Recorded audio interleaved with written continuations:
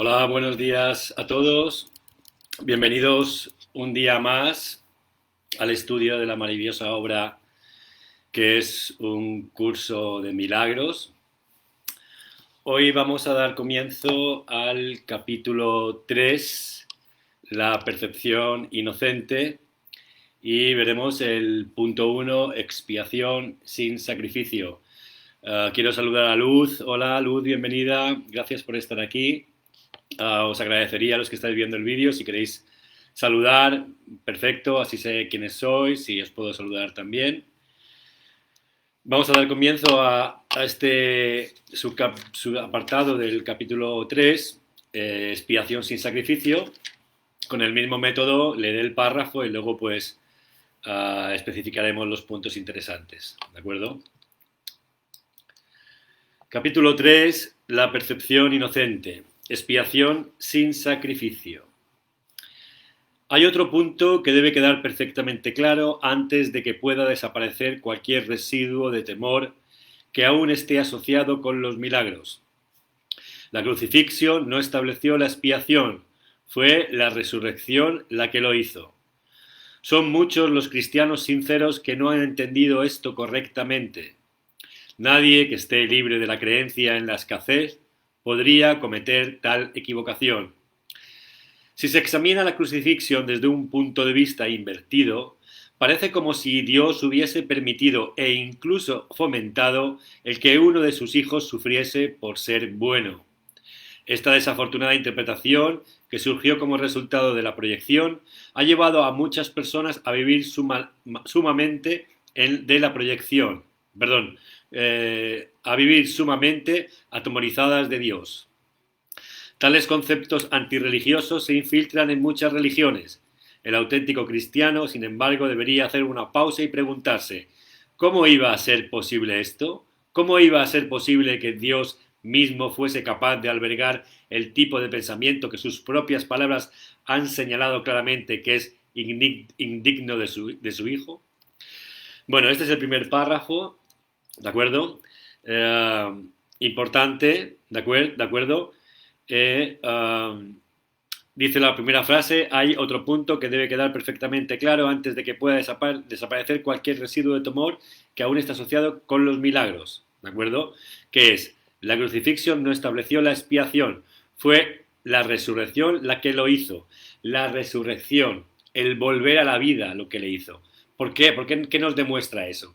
Que no morimos, que somos eternos, que una vez dejamos de vivir en este cuerpo, ¿de acuerdo? Nuestra vida sigue. Por eso la resurrección, el volver a la vida, ¿no? Y esto, pues, lo establece la expiación, ¿de acuerdo? Porque hay un perdón en ese sentido, ¿no? Nadie que esté libre de la creencia en la escasez podría cometer la equivocación de, de no entender esto correctamente, que es lo que dice la frase anterior, ¿no? Porque cuando examinamos este punto de vista, parece como que si Dios castiga a Jesús y lo deja morir, ¿de acuerdo? Esto está mal entendido, no lo deja morir, Él no muere, Él abandona el cuerpo y su acción lo que hace es un cambio de mentalidad generalizado a todas las personas, ¿no?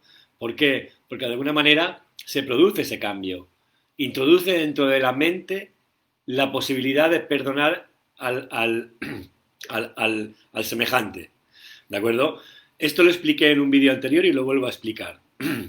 Vamos a entender que cuando Jesús viene o está viviendo en la tierra, la vida en la tierra es totalmente salvaje. Abusos, violaciones, asesinatos, hay una vida, robos, hay una vida muy basada en el miedo y en el ataque, ¿no? Sobre todo. Y él introduce en esa mente que todo el mundo comparte, la posibilidad de perdonar, no de atacar para defenderme, sino perdonar, ¿no?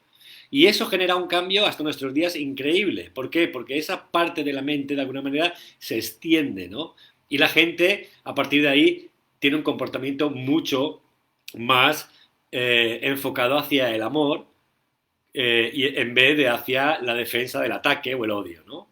Y ese es el trabajo que está haciendo y que todavía se continúa haciendo, ¿no? Por eso aquí nos dice en estas frases, si se examina la crucifixión desde un punto de vista invertido, o sea, al revés de lo que significa, parece como si Dios hubiese permitido e incluso fomentado que uno de sus hijos sufriese por ser bueno, o sea, que sufriera, que lo pasara mal, ¿no? Esta desafortunada interpretación, o sea, que no es una interpretación correcta, que surgió como resultado de la proyección, ¿de acuerdo? ¿De la proyección de qué? Del miedo. O sea, la crucifixión es una proyección de la gente, ¿de acuerdo?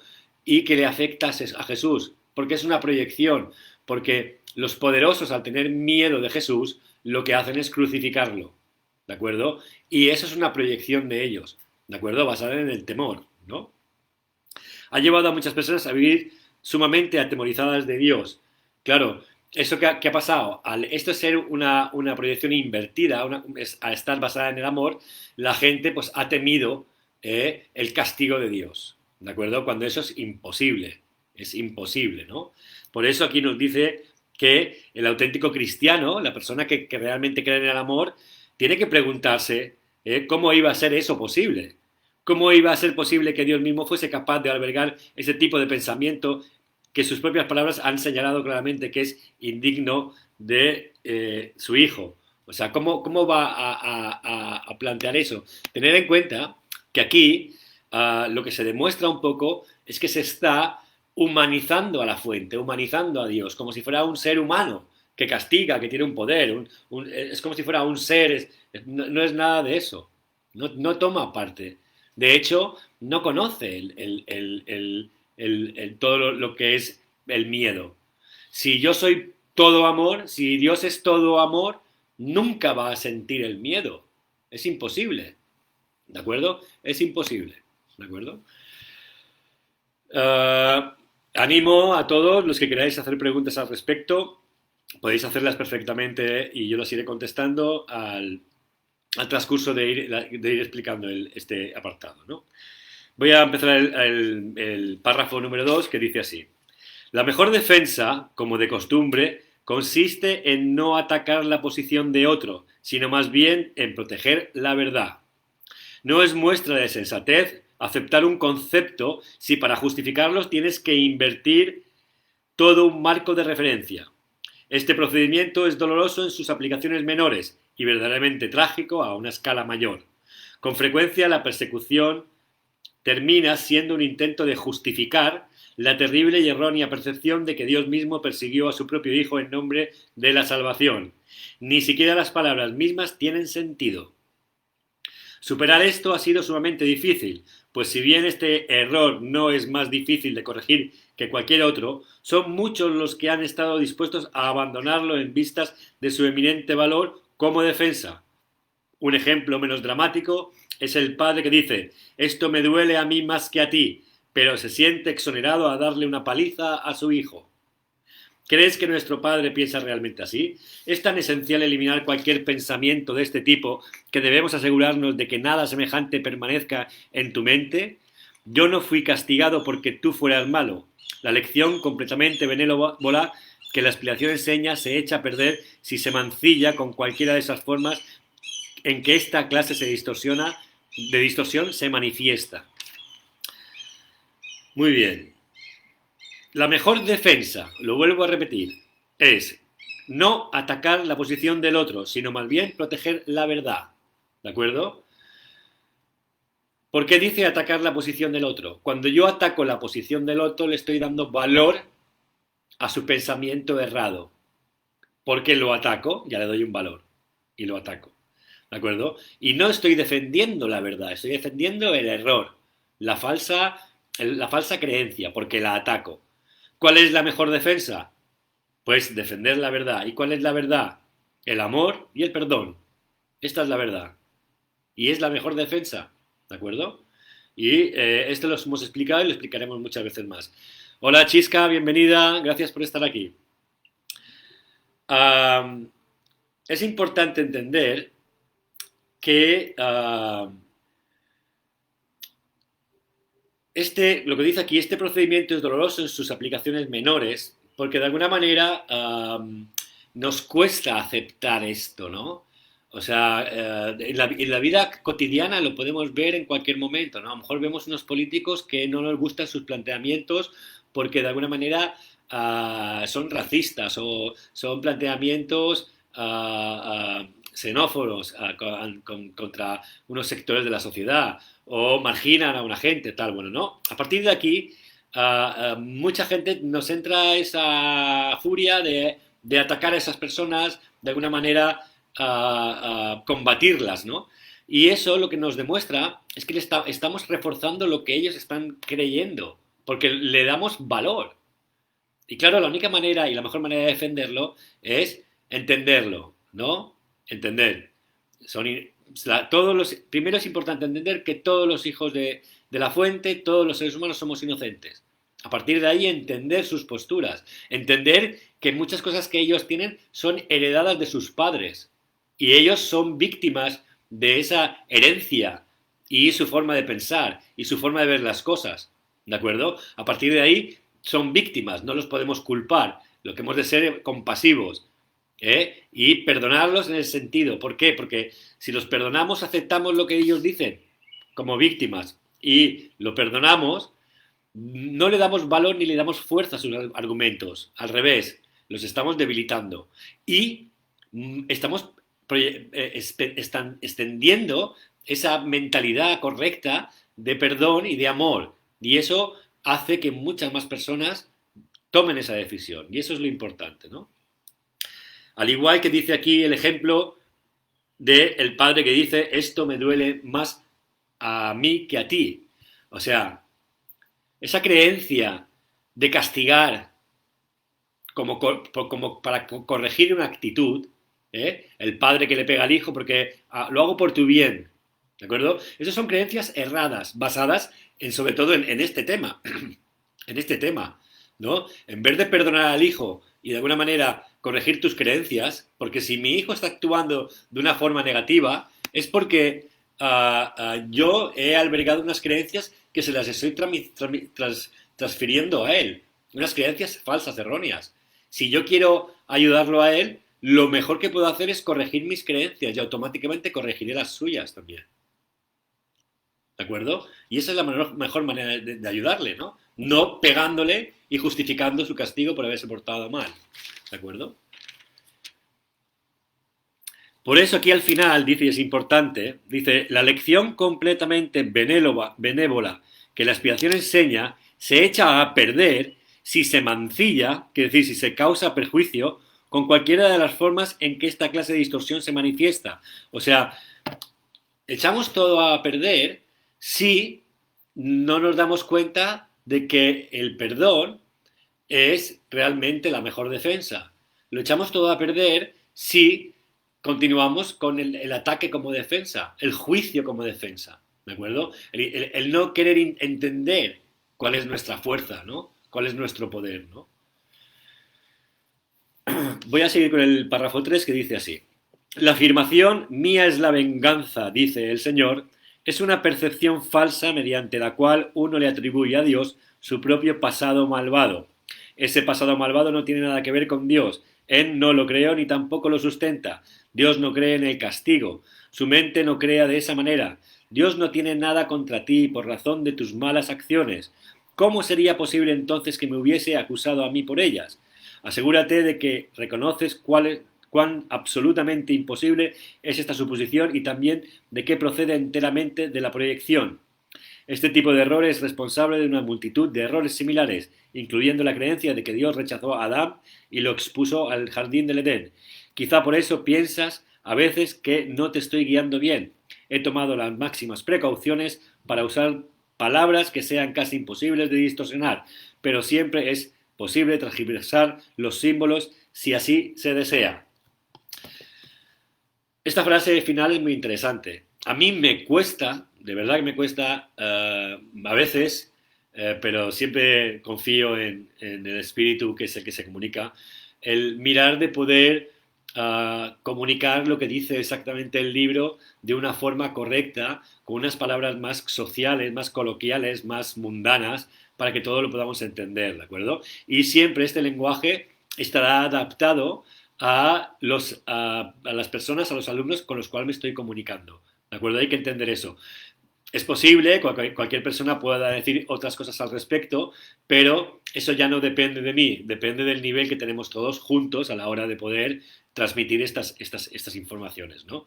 Por eso es importante entender aquí que hay muchas afirmaciones que utilizan las religiones para de alguna manera cambiar lo que realmente es la verdad, ¿de acuerdo? Religiones que se basan en el miedo. Cuando religiones están basando o hablando sobre el miedo, son religiones que realmente no están hablando en nombre de la fuente, no están hablando en nombre de la creación, de Dios, de como lo queráis llamar. ¿Por qué? Porque no están hablando sobre una verdad.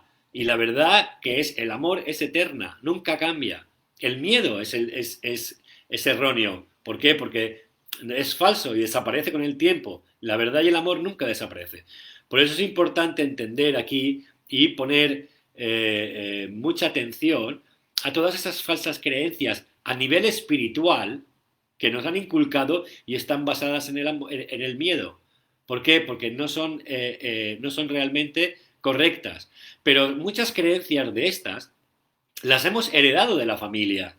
Porque mi madre ya era religiosa, mi abuela también era religiosa, mi padre también era religioso, yo iba los domingos a misa. ¿Ah? Y llega un momento que todas esas creencias están en el subconsciente porque las han ido de alguna manera tatuando es la palabra correcta, tatuando. Y luego para borrar un tatuaje es muy difícil y es muy complicado, pero hay que poner atención a eso, ¿no? Y darse cuenta de cuáles son las proyecciones erróneas para deshacerlas de nuestro interior, ¿no? No hay que equivocarse con otros conceptos que no tienen nada que ver, que aquí hablan del sacrificio, por ejemplo, ¿no? O sea, si a mí me gusta hacer el amor y hacerlo todos los días, ¿vale? No porque a mí una religión me ha dicho que hacer el amor es malo, no lo voy a hacer. Eso es una falsa creencia. ¿Por qué hacer el amor es malo? No, no es nada malo hacer el amor. O si me gusta disfrutar de la vida y comer bien, ¿de acuerdo? Pues yo no me voy por alguna manera, lo que dicen ellos, tal de sacrificar. Cuidado, no confundamos una cosa con la otra, ¿de acuerdo? Hemos de buscar esas pautas que de alguna manera son erróneas, ¿de acuerdo? Si eres vegetariano, eres mejor persona. No tiene por qué. Eso tampoco es erróneo. O sea, a mí no me gusta sacrificar animales ni matar animales. No me gusta tampoco comer en exceso carne, ¿no? Pero si yo tengo que comer carne un día porque me invitan o porque mi pequeño ha de comer carne y yo hago algo de carne, pues intento buscar una bendición o de alguna manera limpiar esa información que tienen las células del animal para que sea saludable. Busco fórmulas. Pero no por eso soy mala persona y no me voy a sacrificar porque una religión diga que una cosa es mala o no es mala. ¿De acuerdo? Eso es importante entenderlo, ¿no? Por eso aquí hay muchos conceptos religiosos en los que hemos de estudiar y hemos de ver cuáles se basan en el amor y cuáles se basan en el miedo y de ahí corregirlos, ¿no? Y no hacer caso, no ponerlos al pie de la letra esas interpretaciones equivocadas, ¿no? Luz me escribe, me dice, ¿de dónde salieron las frases como Dios te castigará, así sepamos que fueron heredadas? Todas estas frases aparecen en libros, en libros religiosos, ¿no? Están escritas por el hombre, ¿de acuerdo? Porque si primero personalizamos a Dios, ya nos estamos equivocando. Dios no es un ser humano, no es una persona con cuerpo humano. Dios no puede ser malo, no puede ser, tiene que ser amor. Si uno lee la Biblia, por ejemplo, en los primeros capítulos, los 5 primeros, desde los Orígenes, que se llama el Pentecostés, creo que se llama, los 5 primeros libros, Uno lee y se queda asombradísimo cuando está leyendo que Dios le dice a los judíos que entren en las tierras y que maten a todas las personas, a todos los niños, a todas las madres, y dices, wow, ¿esto qué es, no? Esto no puede ser un Dios de amor, ¿de acuerdo? O sea, a partir de ahí uno se da cuenta de que hay algo ahí que no va bien, que no funciona, que no puede ser, ¿no? Mi concepto de Dios tiene que ser amor y tiene que ir en contra de alguna manera de la violencia y del matar, ¿no? Tiene que ser a todos los demás, tiene que ser el perdón, ¿no? A partir de ahí hemos de entender que muchos conceptos, muchos libros están escritos por el ser humano y al estar escrito por el ser humano dentro del contexto de la historia, en ese momento era la forma útil, tal vez, de poder cambiar a la humanidad. ¿De acuerdo? A lo mejor, y probablemente, los seres humanos de ese tiempo utilizaron estas frases de Dios te castigará, tal, en ese contexto de tiempo pasado, de cientos y miles de años, porque la sociedad en ese momento necesitaba de esas frases. Porque si no era un caos y atemorizar a la gente, ¿no? Pero en nuestros días podemos analizar eso de otra manera muy diferente y darnos cuenta de que eso no es real, no está basado en una verdad, no está basado en el amor.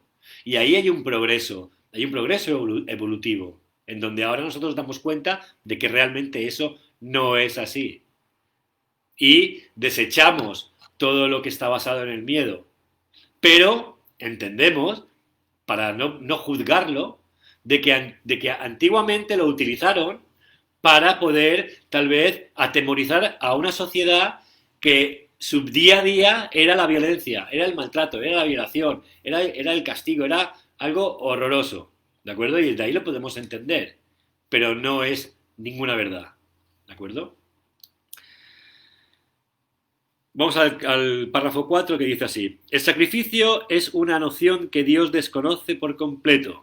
Procede únicamente del miedo, y los que tienen miedo pueden ser crueles. Cualquier forma de sacrificio es una violación de mi exhortación a que debe ser misericordioso, tal como tu Padre en el cielo lo es. A muchos cristianos les ha resultado difícil darse cuenta de que esto les atañe a ellos. Los buenos maestros nunca atemorizan a sus estudiantes. Atemorizar es atacar, y como resultado de ello se produce un rechazo de lo que el maestro ofrece, mal lográndose así el aprendizaje. Los aztecas, por ejemplo, ¿no? Los aztecas sacrificaban a las personas para conseguir la protección de los dioses. Era absurdo, totalmente, ¿no? Hay una película muy interesante de Mel Gibson, que es el director, que es además muy, muy macabra, ¿no?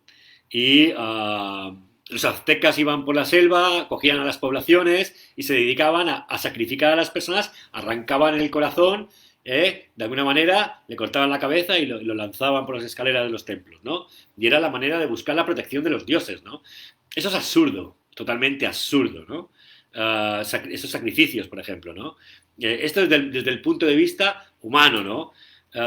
El sacrificio en realidad no existe. Dios no puede conocer un sacrificio. Solo todo lo que sea basado en el miedo. Se hacían los sacrificios por temor a Dios. Oh, no vamos a tener agua, vamos a sacrificar, ¿no? O por ejemplo, cuando alguien, por ejemplo, se flagela, me sacrifico ahí, me pego con un puñal o me pego con una cadena o voy descalzo andando tal, hago mi sacrificio para conseguir la bendición de Dios, ¿no? Es absurdo, es enfermo, totalmente, ¿de acuerdo? Dios no conoce eso, Dios es una fuente de energía de amor, es la creación, es una mente que expande con amor, no juzga, no. Y tener esto presente es totalmente absurdo, ¿no? Totalmente absurdo, ¿no? Los buenos maestros nunca atemorizan a los estudiantes. Totalmente. O sea, tiene que ser todo una lección basada en el amor y que la gente entienda el amor, porque si hay un castigo, el alumno no aprende. No solo no aprende, que ni siquiera tiene interés por ello y se malogra todo el aprendizaje. Y esto no solo a nivel de cualquier estudio, sino en lo mismo en los colegios, ¿de acuerdo? ¿Cuántos personas, y yo me incluyo en ello, hemos ido a colegios religiosos sin especificar la religión, y la frase era, la lección con sangre entra, la lección con sangre entra, o sea, era como, si no aprendes, un castigo, ¿no? Religiosos que me cogían a mí del brazo, como un pellizco, ¿de acuerdo? Y cuando no sabía la lección, y me iba pellizcando, pellizcando, pellizcando, y ¡guau! Y cuando acababa con el brazo morado con 6 o 7 años. Con 6 o 7 años. Y cuando me iba mi padre le decía, mira qué me ha hecho el hermano tal, que era un maestro, mi padre me decía, hubieras estudiado. O sea, qué locura, qué locura. ¿De acuerdo? O sea, castigo, ¿no? Por no aprender la lección, ¿no? Esas son barbaridades, ¿de acuerdo?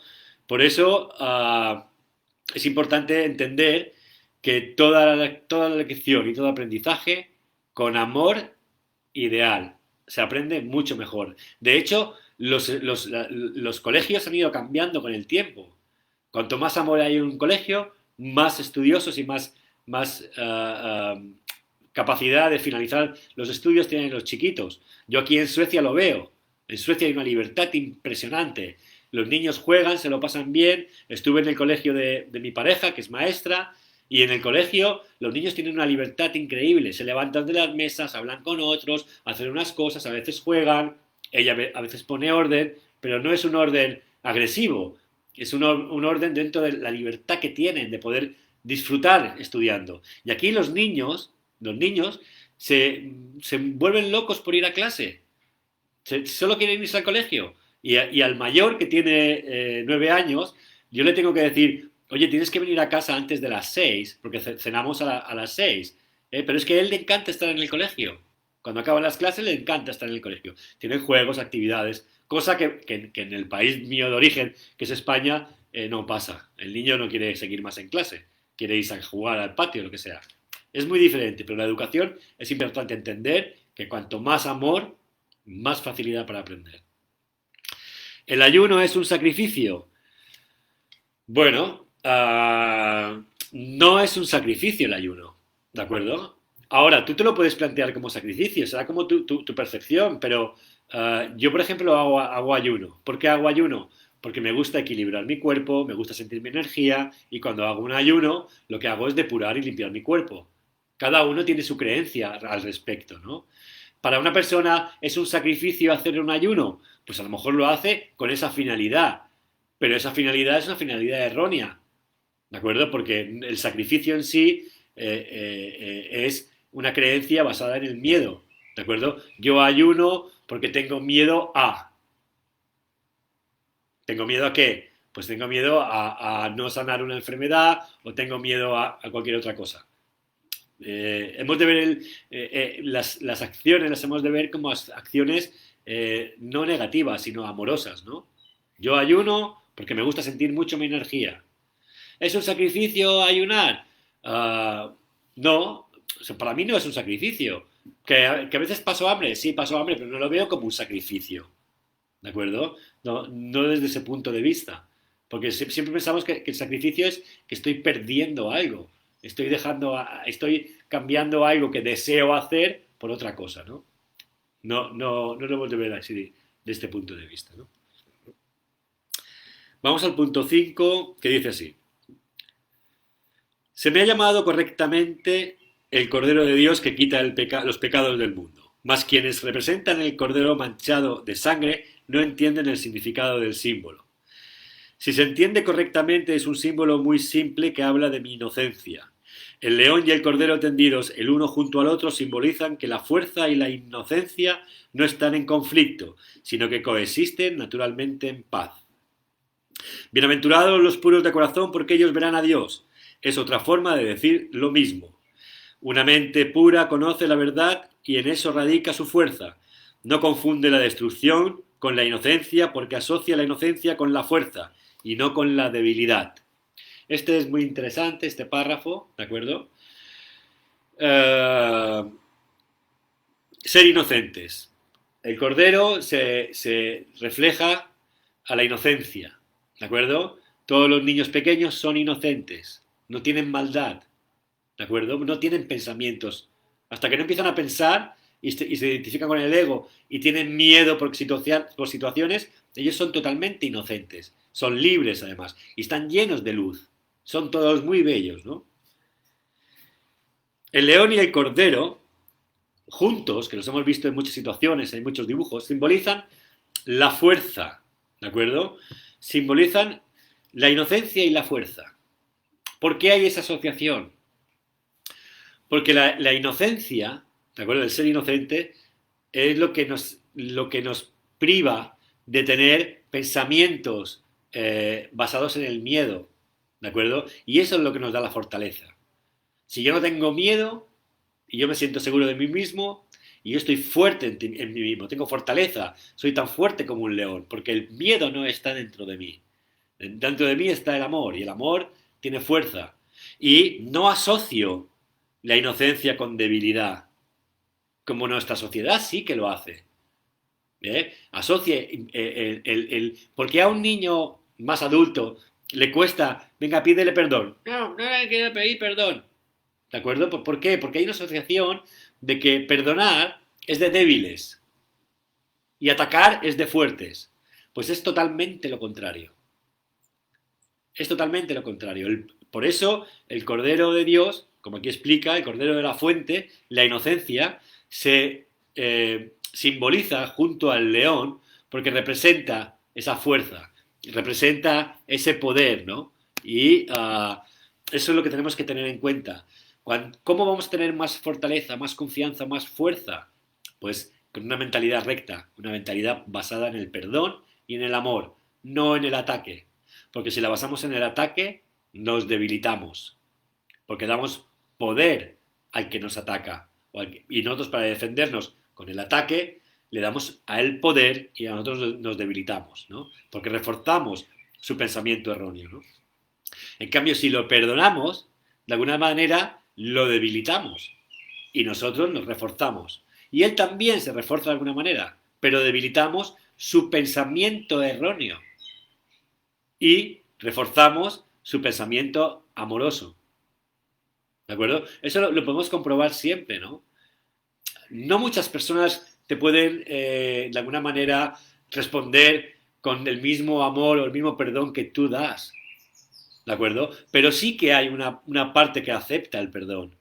¿De acuerdo? Aunque uno se sienta o crea que de alguna manera me estoy humillando. Esto es ego. Esto es un error totalmente. Por eso hay que tener coherencia. Cuando yo pido perdón, lo tengo que pedir en el convencimiento y en la seguridad de que eso me va a dar fuerza, me va a dar fortaleza. Y me tengo que agarrar a ese perdón. Y tener esa creencia bien clara en mí, ¿no? De que voy a tener mucho más poder, mucho más fuerza, voy a sentirme mucho más fuerte y mucho más en paz conmigo mismo. Y voy a deshacer todas esas falsas creencias. No voy a reforzarlas, ¿no? Por eso es importante hacer esos ejercicios de perdonar, de poner luz a la oscuridad. Todos nuestros problemas se basan en el miedo. Y en el miedo, en el transcurso de casi toda la vida, ese miedo lo que ha hecho ha sido traernos conflictos. Conflictos con la familia, conflictos con amigos, conflictos con un montón de personas.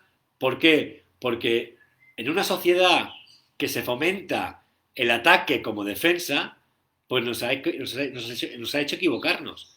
Pero hay que reconocerlo eso y repararlo, porque aún estamos a tiempo. Y recuperar esa inocencia. Es como si fuese un ciclo. Tú miras el universo y miras casi todo y todo da vueltas. El Sol alrededor de la galaxia, el planeta alrededor del Sol, la Luna alrededor de la Tierra y nosotros tenemos nuestros ciclos también.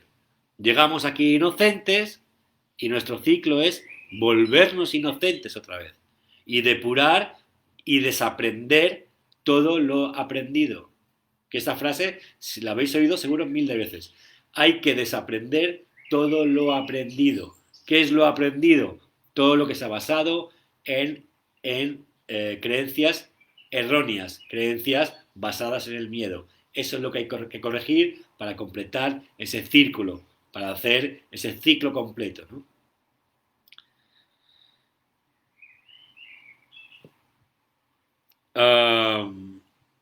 Ya para acabar este párrafo dice una mente pura conoce la verdad y en eso radica su fuerza. No confunde la destrucción con la inocencia, porque asocia inocencia con fuerza y no con debilidad. Muy bien, vamos a este párrafo 6 que dice así. La inocencia es incapaz de sacrificar nada porque la mente inocente dispone de todo y solo se esfuerza por proteger su plenitud. No puede proyectar, tan solo puede honrar a otras mentes porque honrar a otro es el saludo natural de los verdaderos amados hacia los que son como ellos. El Cordero quita los pecados del mundo, en el sentido de que el estado de inocencia o gracia es uno en el que el significado de la expiación es perfectamente obvio. La expiación carece por completo de ambigüedad. Es perfectamente inequívoca porque existe en la luz y únicamente los intentos de ocultarla en las tinieblas han hecho que sea inaccesible para aquellos que eligen no ver. Muy interesante. La inocencia es incapaz de sacrificar porque la mente inocente dispone de todo y solo se esfuerza en proteger su plenitud. La mente inocente dispone de todo y lo vemos en los niños pequeños. Los niños pequeños son mentes inocentes y están repletos, lo tienen todo, son pura luz. Todos bailan, todos cantan, todos saltan, todos son felices. Y se pueden enfadar y a los 2 segundos ya están riendo otra vez. Cambian totalmente, no tienen la retentiva del pensamiento. O sea, son totalmente inocentes, totalmente libres. ¿De acuerdo? Por eso se sienten plenos, ¿no? Y no pueden proyectar. No pueden proyectar. ¿Qué quiere decir proyectar? Acordaos que proyecta la creencia errónea en la que proyecta. Y el amor expande, ¿de acuerdo? Si mi mente es recta, si mi mente es inocente, solo puedo proyectar el amor. Solo puedo expandir el amor, no puedo proyectar nada, ¿no? Tan solo puede honrar a otras mentes porque honrar a otros es el saludo natural de los verdaderos amados hacia los que son como ellos. Honrar a otras mentes, respetar a otras mentes, valorar las otras mentes, expandir su inocencia a otras mentes. Ese es el secreto, ¿no? Que si yo soy inocente y entiendo que todos son inocentes y acepto y perdono, lo que estoy haciendo es expandiendo ese perdón a todos los demás, ¿no? Que es mi creencia y esa creencia se extiende, ¿no? Y es como una expansión que llega a todas las mentes o a miles de mentes, que es diríamos, el objetivo final, ¿no? El Cordero quita los pecados del mundo en el sentido que el estado de inocencia o gracia es uno en el que el significado de la expiación es perfectamente obvio. El significado, el perdón es perfectamente obvio. En el estado de inocencia o de gracia, el perdón es obvio, está claro, es eso, ¿no? La expiación carece por completo de ambigüedad. Ahí no hay el perdón no es ambiguo, es sincero. Cuando eres inocente es sincero. Cuando crees que todos son inocentes y que son víctimas de un sistema o son víctimas de la situación y tú los amas y los quieres y los perdonas, no hay ambigüedad, no hay... Esto está muy claro de lo que es, ¿no? Es perfectamente inequívoca porque existe en la luz, ¿eh? En la luz, no en la oscuridad, en la luz. Los intentos de ocultarla en las tinieblas han hecho que sea inaccesible para aquellos que eligen no ver. El hecho de ocultarlas en las tinieblas, el hecho de ocultar todo este perdón, todo este amor de los inocentes, que se ha ocultado, no nos explican, no nos cuentan la verdad de lo que somos.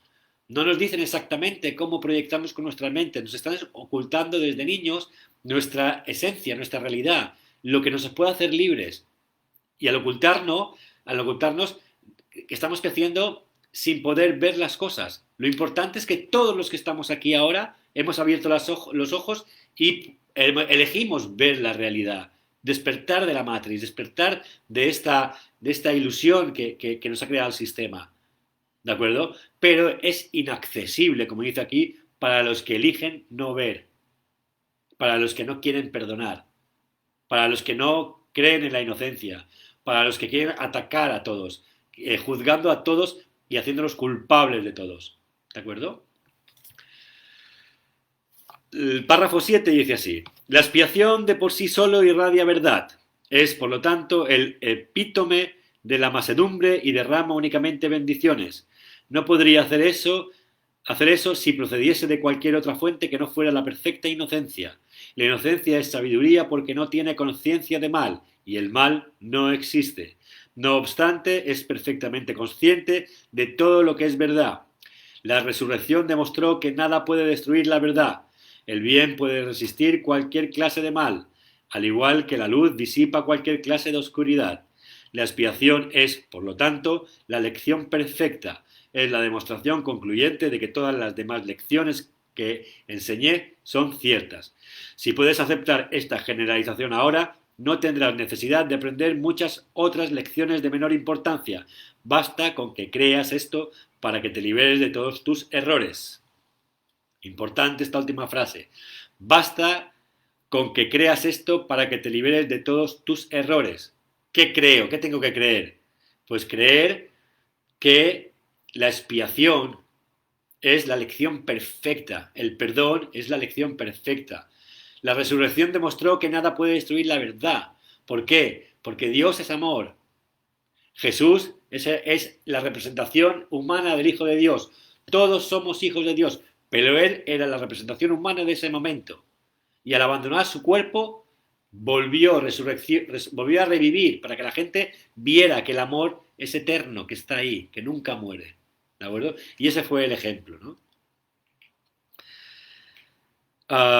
Bueno, este párrafo viene a decir todo esto. Dice que la expiación por sí solo irradia verdad, y es el resumen de la mansedumbre y derrama únicamente bendiciones. Mansedumbre es ser manso, ser relajado, no atacar ni con la defensa, ser un ser inocente, ¿de acuerdo? El perdonar, ¿no?